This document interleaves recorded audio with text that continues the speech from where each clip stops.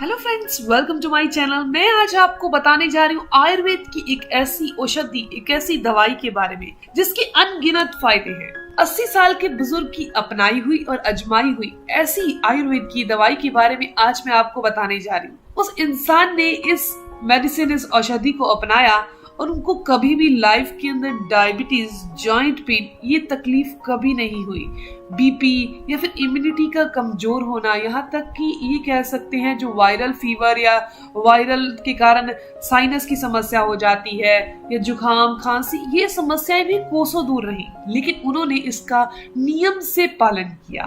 तो आज मैं आपको उसी चीज के बारे में बताने जा रही हूँ। दोस्तों, ये इसीलिए अजमाई गई क्योंकि ये कारगर है। इसके साथ साथ उन्होंने योगासन भी किए, उसके बारे में भी मैं आपको इस वीडियो में बताऊंगी। दोस्तों, ये आयुर्वेद की औषधि का नाम है गिलोय। उन्होंने अपनी लाइफ टाइम में गिलोय कभी नहीं छोड़ी, यानी कि गिलोय जिसे अमृता कहा जाता है उसका सेवन करते ही रहे। दोस्तों, गिलोय के अंदर ऐसी प्रॉपर्टी पाई जाती है कि ये एक चमत्कारी दवाई है। इसके अंदर एंटी डायबिटिक मेडिसिनल प्रॉपर्टी है, यानी कि डायबिटीज तो ये जिंदगी में होने ही नहीं देती। जो भी इंसान गिलोय का सेवन करता है उसे जिंदगी में कभी डायबिटीज नहीं हो सकती। सेवन करने का तरीका भी मैं आपको इस वीडियो में बताऊंगी, साथ में योगासन भी बताऊं जो मैंने आपको बोले हैं। दोस्तों, ये जो गिलोय होती है ना, अगर नीम के ऊपर चढ़ी होती है, यानी बेल के टाइप की होती है ना, अगर नीम के ऊपर चढ़ी गिलोय का सेवन अगर आप करते हैं तो ये डायबिटीज वालों के लिए सबसे उत्तम है। इसके अलावा दोस्तों, अगर किसी इंसान के जोड़ों में दर्द है, जोड़ों में सूजन है, जोड़ों में इतना दर्द होता है कि चलने में, फिरने में या फिर हाथों को हिलाने में तकलीफ होती है, दोस्तों ये उनके लिए भी काफी फायदेमंद है। गिलोय का रस पीना आंखों की रोशनी को बढ़ाता है। अगर बच्चे हैं, बुजुर्ग हैं या फिर युवा हैं, वो भी इसका सेवन बहुत आराम से कर सकते हैं। दोस्तों, ये गिलोय जो है ब्लड सर्कुलेशन को सही करती है, यानी कि खून के फ्लो को शरीर के अंदर सही करती है। नसों में किसी भी तरह की कोई ब्लॉकेज, कोई कमजोरी नहीं आने देती। कभी कभी नसों में कमजोरी के कारण मांसपेशियों में दर्द और ऐंठन सी रहने लगती है, तो ये समस्या भी दूर कर देती है।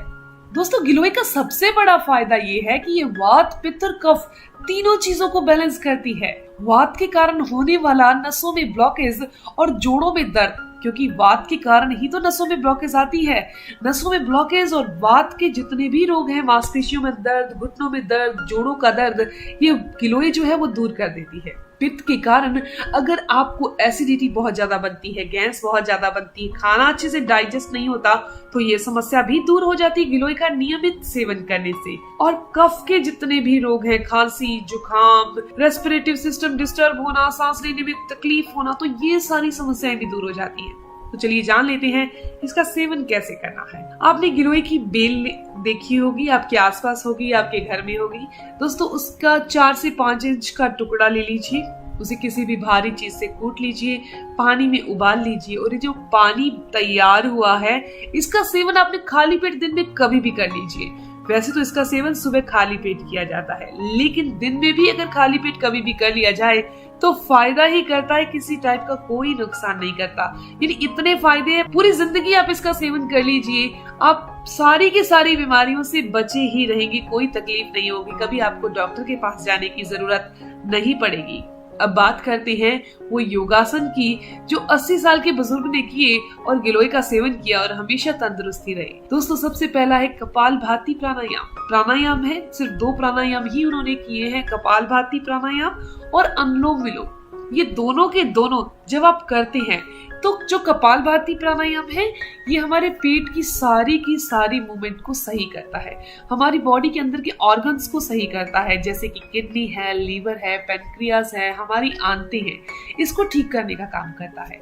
इसके अलावा जो अनुलोम विलोम है दोस्तों, वो हमारी नसों के जितने भी रोग हैं उनको ठीक करता है, यानी कि नसों की ब्लॉकेज नहीं आने देता।